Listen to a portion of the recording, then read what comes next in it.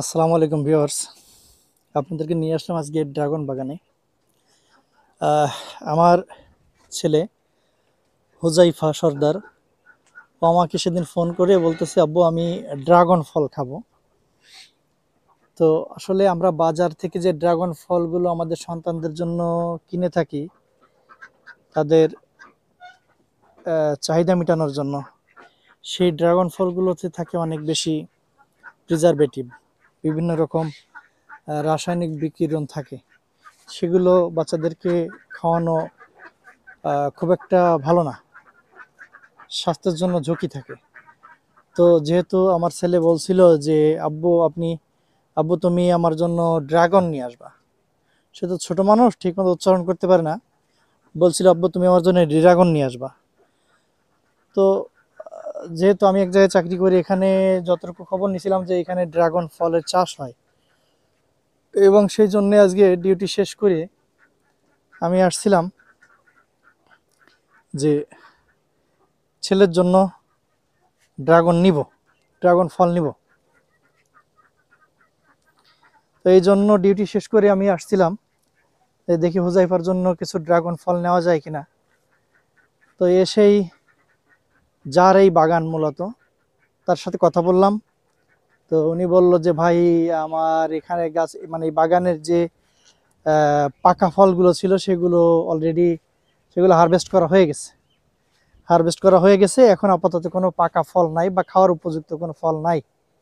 এখন এসে আসলে আমি আশাহত হয়ে গেলাম যে দেখেন, বাগানে প্রত্যেকটা গাছে প্রত্যেকটা গাছেই ড্রাগন আছে, কিন্তু সবগুলো এই যে অপরিপক্ক, কেবল হচ্ছে। কিছু কিছু আছে বড়, কিন্তু সেগুলো এখনো পাকে নাই, সেগুলো অপরিপক্ক। তো ড্রাগন বাগান চাষ করাটা আহ, খুব ক্রিটিক্যাল।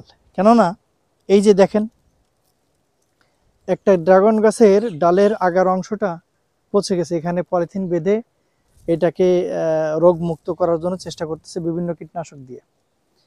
তো আপনি একটা ড্রাগন ফল বাগান করবেন, এই বাগান করতে গেলে এই বাগানে আপনাকে পর্যাপ্ত সময় দিতে হবে। এই যে দেখেন, একটা সাইজ একটু বড়, ওখানে আর একটা বড়তা আছে, আমি দেখাই।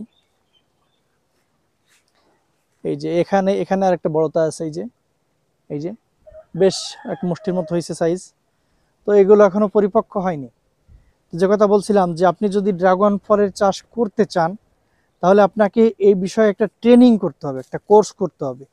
যদি একটা কোর্স করেন, তাহলে আপনি ড্রাগন চাষ করার জন্য চেষ্টা করতে পারেন। আর এমনিতে আপনি বাসা বাড়িতে, নিজের যদি গ্রামের ভিতরে যদি বাড়ি থাকে, সেখানে আপনি আহ, পারিবারিকভাবে পারিবারিকভাবে চাষ করতে পারেন নিজেরা খাওয়ার জন্য, যেমন অন্যান্য ফলমূল যেমন আমরা চাষ করি সেরকম ভাবে। তো এই যে এখানে আর একটা বড় ফল আছে, কিন্তু একটাও পাকে নাই। আমার হচ্ছে দুর্ভাগ্য। এখন হুজাইফাকে সান্ত্বনা দিতে হবে যে আব্বু, আমি তোমাকে বাগান থেকে এনে খাওয়াতে পারলাম না।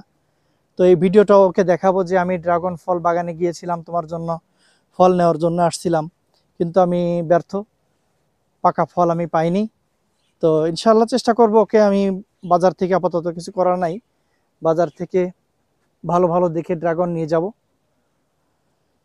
তো একই সাথে একই সাথে ড্রাগন বাগানটা ঘুরে ঘুরে আপনাদেরও দেখানোর চেষ্টা করলাম।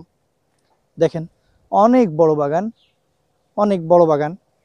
এবং এই বাগান থেকে আমি মনে করি, যেহেতু ড্রাগন ফলটা সিজনারি ফল, এজন্য প্রতিটা সিজনেই একটা ভালো পরিমাণের ফলন হয় এবং একটা ভালো পরিমাণের ইনকাম সোর্স এটা। আপনি একবার যদি গাছ লাগান, এটা থেকে আজীবন আপনি ফল হারভেস্ট করতে পারবেন।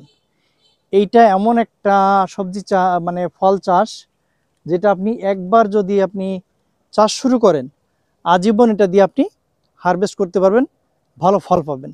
কিন্তু অবশ্যই অবশ্যই আপনাকে পর্যাপ্ত পরিমাণে এর পিছনে সময় দিতে হবে, পর্যাপ্ত পরিমাণে এই গাছের সাথে মিশতে হবে, এই গাছের পরিচর্যা সম্পর্কে পুঙ্খানুপুঙ্খ জ্ঞান আপনাকে থাকতে হবে। ধন্যবাদ সকলকে। আমার এই আজকের ব্লগ এবং আমার কষ্ট আপনার সাথে শেয়ার করলাম। ভালো লাগলে শেয়ার করবেন, লাইক করবেন, আপনার মতামত কমেন্টস করে জানাবেন। ধন্যবাদ।